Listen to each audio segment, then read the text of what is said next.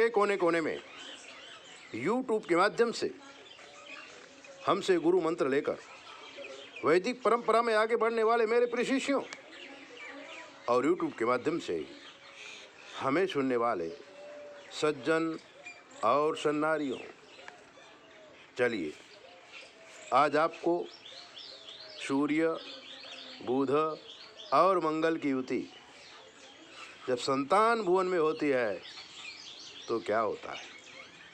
सूर्य, बुध और मंगल ये संतान भुवन में इकट्ठे होते हैं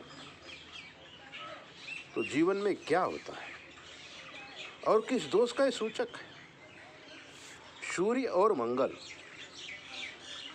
ये अंगारक दोष करता है।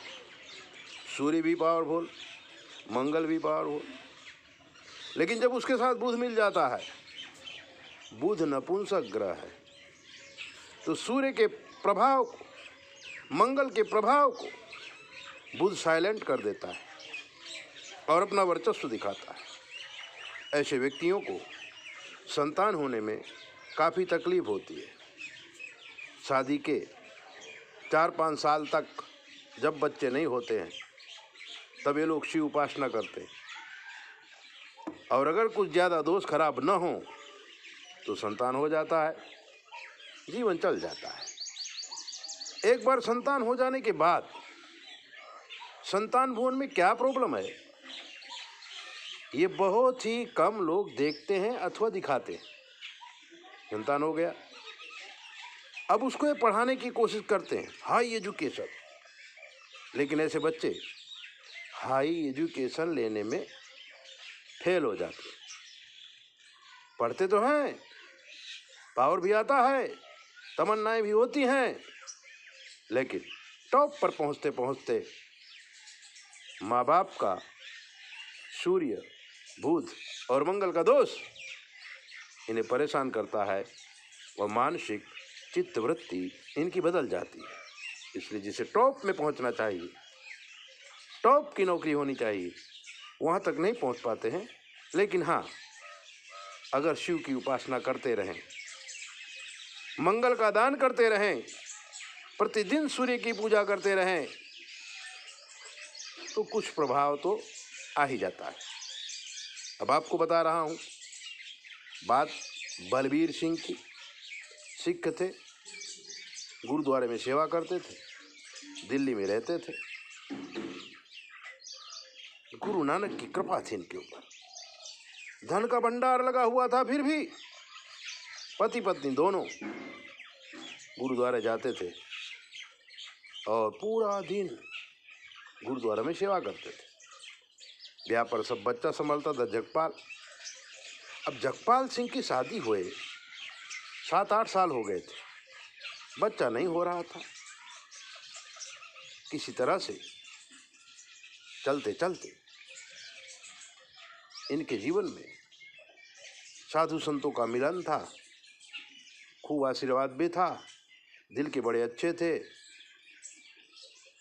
लेकिन किसी पंडित वंडित का प्रवेश इनके घर में नहीं था।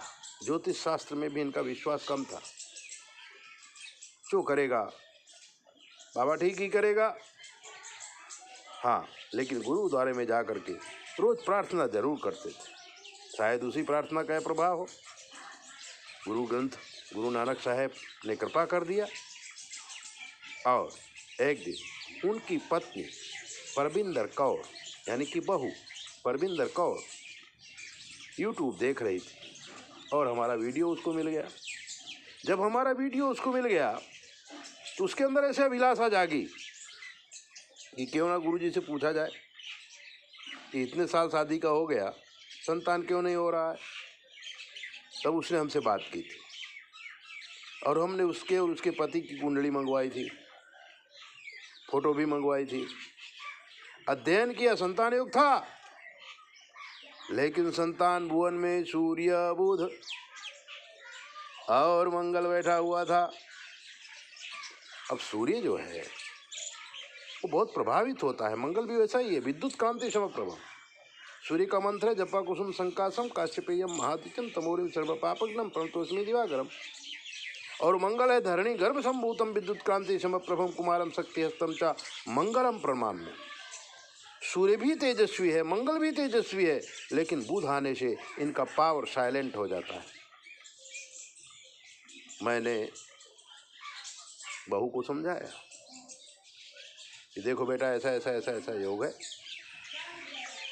तो बोले हम तो सिख हैं, पूजा पाठ में बहुत कम मानते हैं, लेकिन मैं अपने पति से बात करूंगी और अगर वो राजी हो गए तो आपसे बात कराऊंगी। मैंने कहा ठीक है।